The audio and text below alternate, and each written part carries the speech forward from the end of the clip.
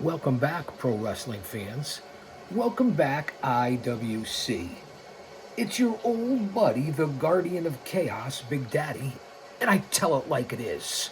Coming to you live to tape, 25 feet below the surface of the earth for another episodic YouTube adventure here on Guardian of Chaos, the YouTube channel for Chaos Corner. Sit back and relax, grab a snack, grab a beverage as we head into tonight's AEW Double or Nothing. We're going to do a quick preview and prediction show here on the channel because this isn't a fucking podcast. This is a show. One man, unique, unedited, unscripted, raw dog for you, the fans. It's great to be back here in the studio. Let me know what you think. Drop an elbow on that like button. Share, subscribe, leave a comment, get us into the algorithm.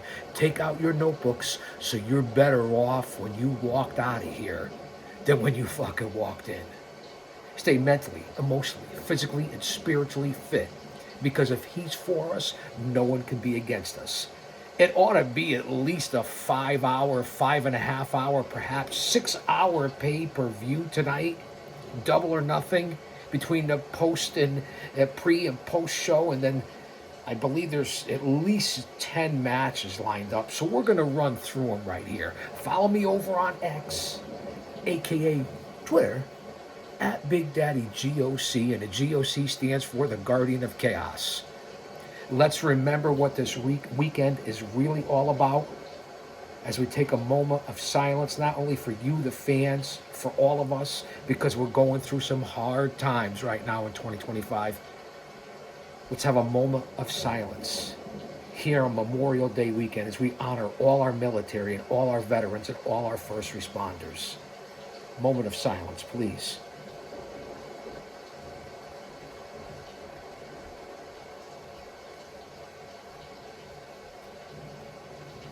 Because without them, we wouldn't be able to do the things that we do today. So just a quick reminder, I hope everyone's doing well. Much love and respect. Shout out to my mods, the OTS Tribal Queen, and of course my brother from another mother, Austin Nance, for holding it down, keeping it real, and maintaining. Let's jump right into the card. Double or Nothing tonight at 8 p.m. Eastern Standard Time. Now, we're not going to do it in any particular order. And who knows what's going to happen. You never know when we're going to go off the air. You never know when this show is going to end. We keep you on the edge of your seats. And this is for all you neckbeards and goons and geeks and virgins and dweebs and smarks and marks. That's right, I said it, marks and fans with the brain of a dehydrated baby. I'm not talking about my fans, my subscribers, my viewers right now. No offense, man. What I say, kayfabe. Don't even get me started on last night's WWE Saturday night's main event, with the exception of Bronson Reed coming back to join the Dangerous Alliance 2025 with Braun Breaker, Seth freaking Rollins, and the Wise Man, and the Heyman Hustle is back. That's another story for another time. We're here to talk Double or Nothing. We start off with Will Ospreay against Hangman Adam Page. Now, this is for the Owen Hart Tournament Final. Not a bad matchup. Ospreay, people want to say gymnastics. Do you want to say whatever you talk about with his wrestling ability? Perhaps one of the best grapplers in today's industry. Yeah, he's high flying. Yeah, it's not basically technical. But the man's talent and athleticism is off the charts. Alexa, play Tropical Rainstorms. That seems to be fitting here right now with the weather here in the greater New England tri-state Northeast area. In the shadows of Titan Towers, the weather here in the Northeast has just been terrible for this Memorial Day. So hopefully tomorrow clears up and everybody can get to a barbecue, a picnic, or jump in the pool. We're talking about Ospreay and Hangman Page. Page has come a long way. He's stepped up his game in the last couple of years. I'll give him credit for that. He's an asset to the company.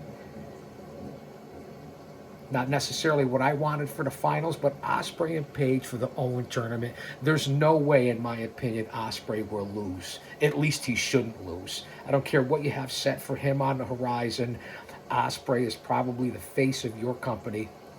I'm picking Ospreay over Hangman Page. It ought to be a solid bout, perhaps one of the best on the card. Let's go to Ricochet against that boy, formerly Dem Boys, Mark Briscoe, in a stretcher match.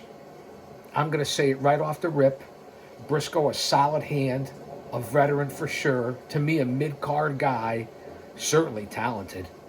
I'm going with Ricochet, perhaps the best work of his career. He's an annoying as fuck. Go away heat, real heat, whatever you want to say. He was never this in the WWE. Give him credit. At least he's getting the people to react, and that's what you want. So I'm taking Ricochet over Mark Briscoe. For the Continental title, everybody was kung fu fighting. It's Speedball Mike Bailey, one heck of an athlete, very undersized, against Okada. Konnichiwa, bitches, arigato from the Chaos-san. I don't know why this match is even on Double or Nothing. I'll take Okada over Speedball Mike Bailey for the Continental title. Okada will retain. Besides his drop kick, Okada is as bland, I don't know, as iced tea without sweetener. I'm just saying, I didn't know what to come up with there off the top of my head. I have amnesia and deja vu at the same time. I think I've forgotten this before. I'm not even sure this belongs on the pay-per-view. Again, Okada. Jamie Hayter, a.k.a. Daphne from Scooby-Doo, that 70s girl, against Mercedes Sasha Banks Moné, perhaps the most arrogant woman in all of sports. I don't know if it's a work, if that's really her. I've never met her. At one time as Sasha, she was excellent in the ring. She still has moments. The character is cringe. What are you going to do moving forward? Moné and Storm. But she's beaten everyone. Okay, all those other titles, New Japan, Rev Pro, whatever they are, they don't mean a hill of beans in AEW. You had to squash Athena. I don't know what you're doing here. And the same thing's going to happen with Jamie Hayter. There's no way Jamie Hayter goes over on Mercedes. They're going to keep the undefeated streak going. You see they're building towards Toni Storm. So it's unbelievable how much Hayter has changed from the blonde enforcer bombshell that she was. Physicality. She just looks different and sounds different now, and she's really lost her luster. They're trying to push her. I'll take Moné, Banks, Varnado, whatever you want to say, over Jamie Hayter to retain the TBS Women's Championship, whatever it's called. FTR with Malcolm Bivens. I don't know. What's his real name? Arch King? I don't know. I don't think FTR needs a manager, but I guess it works for all you neckbeards out there. There's no old school manager themes or storylines now, so I won't complain too much. But where did this all even come from? FTR has fallen off the face of the earth in the last 2 years. I said a couple of years ago, 3-4 years ago, perhaps the best tag team in all of pro wrestling. Now, they've gotten attitudes. They're outspoken. I'm not sure what's happened with them. Still great athletes and could be your world tag team champions to challenge the Hurt Syndicate, in my opinion. So FTR with Bivens, I guess that's his name, against Nigel McGuinness coming out from behind the booth, still in great shape, to defend his buddy Daniel Garcia. Talk about bland. But Garcia's got potential. He certainly has a good background in the ring. But he's got nothing as far as aura or charisma, but he can be worked on. No way, and I keep using that, so every time I say no way, I mean take a bite off your snack or have a swig off your coffee or your Red Bull. There's no way, I believe, FTR loses to McGuinness and Garcia. You could never count on, let's say, interference in any of these matches because we know that's what they're known for.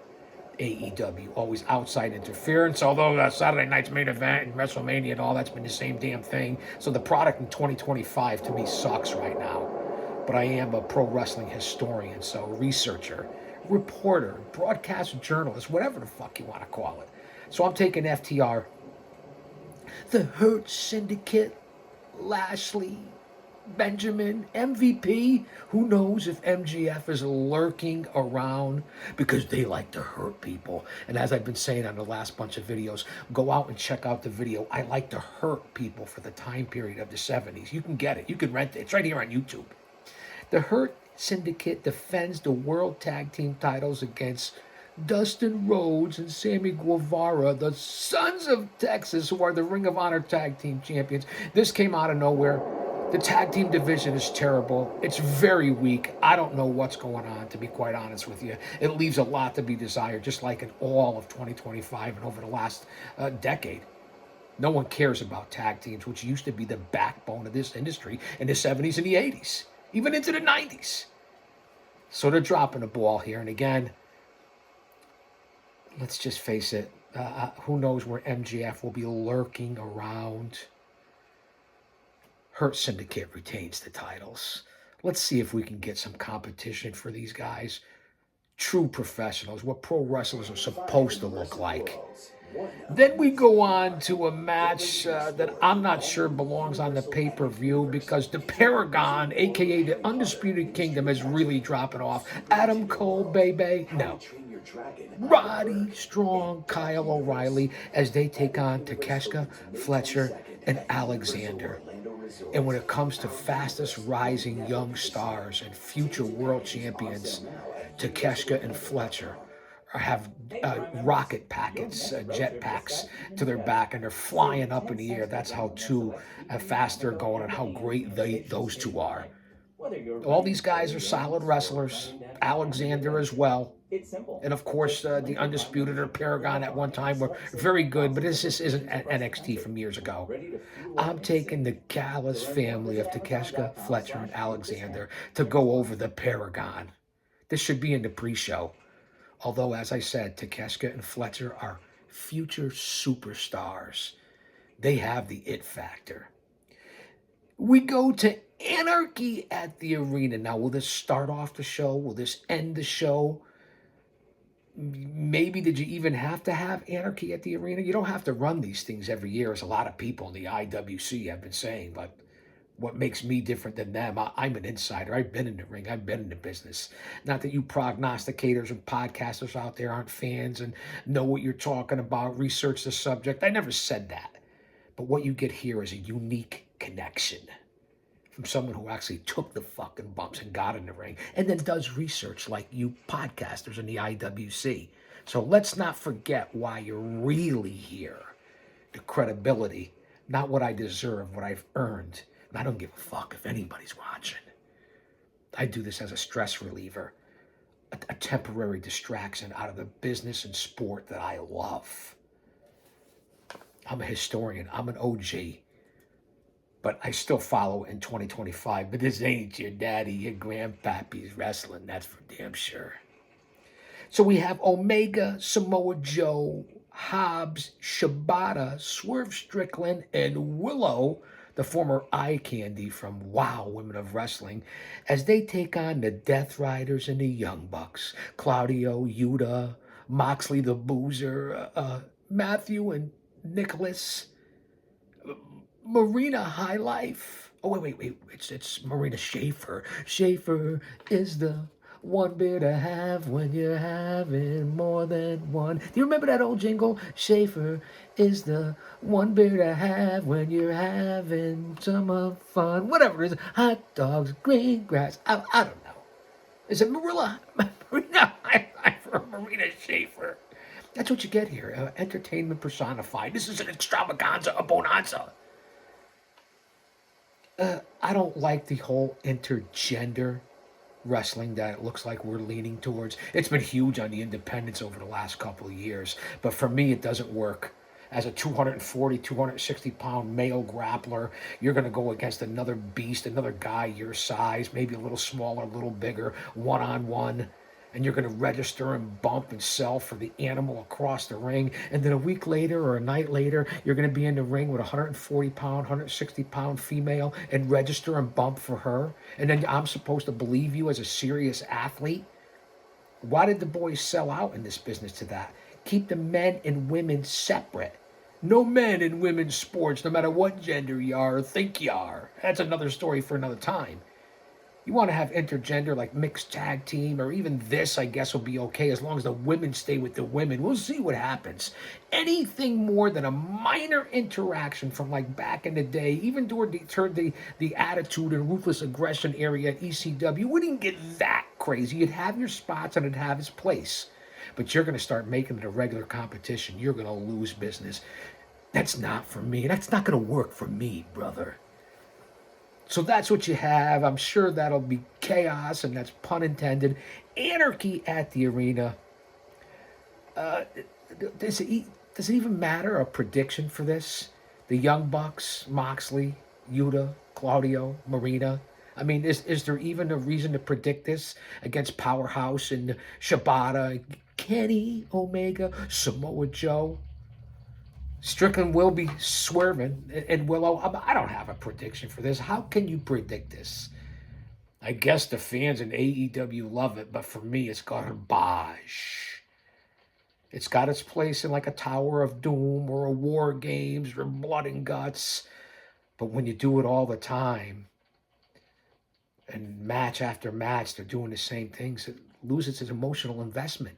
Storytelling, ring psychology, not to mention the fucking prices on both companies, the two big companies right now, bragging about how much money earned and venue sales and merch and ticket prices and the most you could suck in from the elitists and people you pander to like Hollywood and entertainment and the rap and hip hop lifestyle, which we know what that's all about now. Disgusting, despicable, evil human beings. No Diddy, man, and you're all finding out about it. So keep putting that as the face of your company. That's, again, another show for another time. We're here to review Double or Nothing. I do believe they've added a match, 0 hour, on the pre-show. It's the Megasis. That's right. Bow down, mouth breathers. The Megasis, Megan Bain. The next big thing in my way, depending on how, the way I see it, depending on how they book her, because they've already made a couple of mistakes with a lady who's an unbelievable athlete, a background in amateur wrestling on the men's team, volleyball, all-star volleyball player, through the shot put in track and field, an all-around athlete, and now you can finally see that she has mic skills. Get her away from Penelope Ford. Get her away from Joey Janela and that mindset. She's a much smarter lady than that. I'm not talking about their personal relationship. That's on them, the three of them. I don't even care. Don't let them influence you. Get Bane to the WWE or the top over here at NXT, at the top in AEW. Let the lady, let her work. Keep away from this outlaw indie garbage that's presented in other companies with guys that just don't have a brain for the business. And I'm telling it like it is. I give you the good, the bad, and the ugly. You don't like it? Change the fucking channel. So Megan Bain and Penelope Ford take on Anna Jay and Haley Cameron, Cameron Bure. I mean, I don't know who she is. The puppet master, the puppet girl. Talented, but this isn't a Broadway show. And this definitely belongs on the pre-show. Solid athletes. I respect anyone who gets in the fucking ring, male or female. You guys know that.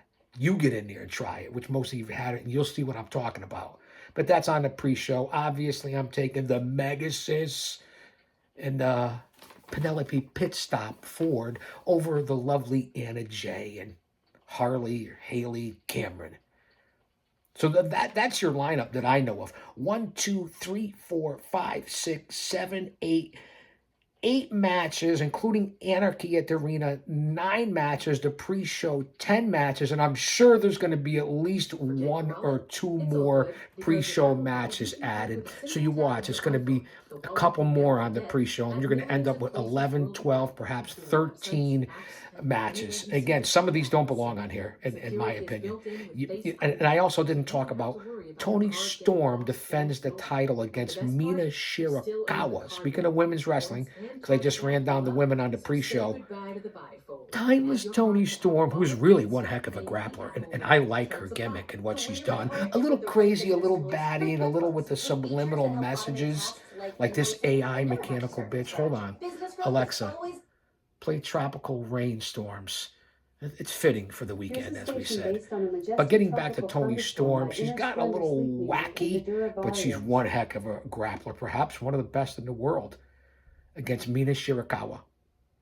So you know the whole storyline there from Japan and this, and they just keep rotating the women in, as we talked about with Mercedes Monet against Jamie Hayter tonight, and now Toni defending the title against Mina. There's no way Toni loses it, and I know I've said no way to several of these matches.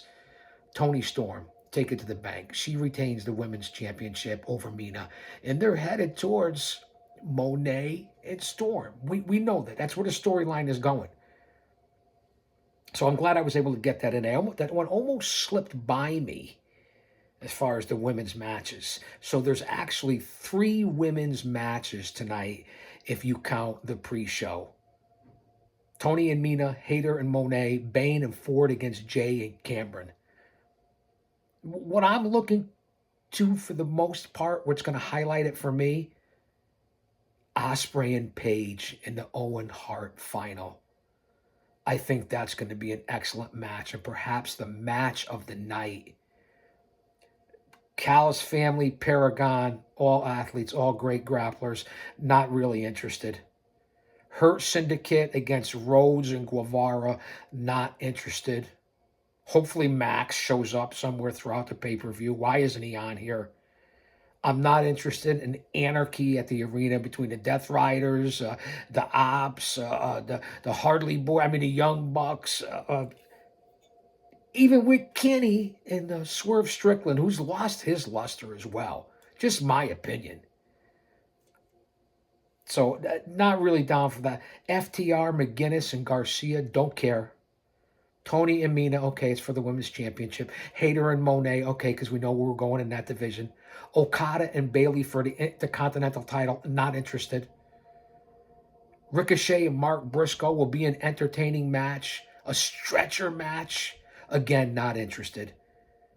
There's really only one banger on this show, maybe 2. Not saying the matches aren't going to be solid for grappling and in-ring work and the pacing's going to be crazy. We know that. It's going to be a long night. And there's a lot of great athletes on this show. But the matchups, the storytelling leaves a lot to be desired. So I wanted to get on here and give you some content, a preview and prediction show for tonight's AEW Double or Nothing. Worth the $50? No. One of their weakest pay-per-view lineups in years. To me, not worth paying the $50. It isn't. And if Saturday night's main event last night was a pay-per-view, a lot of people out there in the IWC influence said it was one of the greatest matchups, cards that you can imagine on paper.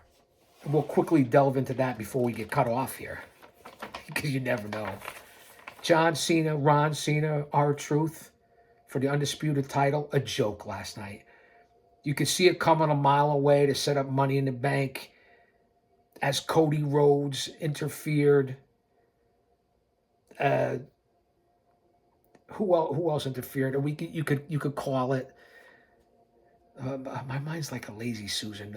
It'll come back around, but there was plenty of interference last night in the Cena R-Truth matchup. Logan Paul and Jay Uso for the World Heavyweight title. Jay retains. Plenty of interference. Priest and McIntyre in a steel cage, a weak ending. You bring weapons into a steel cage. I'm not quite sure why you do that. The weapon is the cage, and Priest walked out the front door, and that crazy old coot Jesse Ventura was talking about, it's weak, it's cowardly to walk out the front door, climb over the top. But walking out the front door has been there for years, the cage of the door of the cage, the cage of the door. Even Bruno did it, as Brian Solomon said on social media, and we agreed. So, lackluster. Zayn and Punk against Rollins and Breaker. Here's the news. The Heyman hustle is on. And the new alliance is dangerous as Bronson Reed returns. So it is now Seth Rollins, Braun Steiner Breaker, and Bronson Reed as a part of this new dangerous syndicate or back to the old Dangerous Alliance days. That stood out last night, and they pounded the piss out of Sami Zayn and CM Punk last night. That was the big news coming out of the Saturday night's main event. Zelina Vega, Chelsea Green, wasted match for the U.S. title. Both girls botched, especially Zelina. Didn't belong on this pay-per-view. Women's wrestling or not, all the guys out there who act like they never got a sniff before, touched a pair of tits. Hey, women's match, gotta get the women's match. Get them their own show. With all this DEI and filling out the quotas and gotta have what the men have, the women gotta have. Come on, give them their own show, or let's limit it to an extent. You don't always have to have it the same shows, the same build-ups, the same matches. Give them their own show. You have enough of the talent. And this way, you can separate the men from the boys when it comes to watching women, because you want to think you can get a date or kiss them in person or see them in thongs and garters or TNA, or men that are actually watching, and fans and women that are actually watching for their athleticism, their ability for telling the story, because that's why I watch women's wrestling. So grow the fuck up out there. And that was not a good match. Again, why am I missing here on Cena and R-Truth? Because Cena has certainly slid in 2025, and this heel turn has turned out to not be good. And with the whole Rock's involvement, and I know everyone's talking about it, but I have some extra time here, so I'm going on with a little review of Saturday night's main event. Over 35, almost 45 minutes of commercials on the Peacock, and NBC. That's what I was told. Imagine that in a 2-hour show, almost 40 minutes of commercials. Hardly any wrestling and nothing but interference. And why is it still slipping my mind? I know Cody came out. Who else came out that I'm missing? It wasn't The Rock. It wasn't Roman. Boy, isn't it crazy? You see? It'll come back to me. When we get off air, it'll come back to me. Somebody leave a comment in there last night, because I watched the show, but I can't remember who came out along with Cody, because it's his arch enemy. And it was called, and it was predicted, and we saw it coming. All right, fans. So I just wanted to give you a little update. Tonight, Double or Nothing. Last night, Saturday night's main event. Memorial Day weekend. We thought this would be a great wrestling weekend. And for me, it's very mid. So thanks for being here. I'll be back with more content. Enjoy your weekend. Stay safe.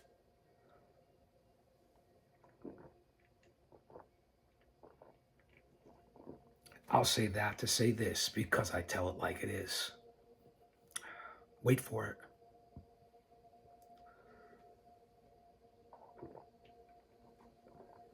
Don't you dare miss it.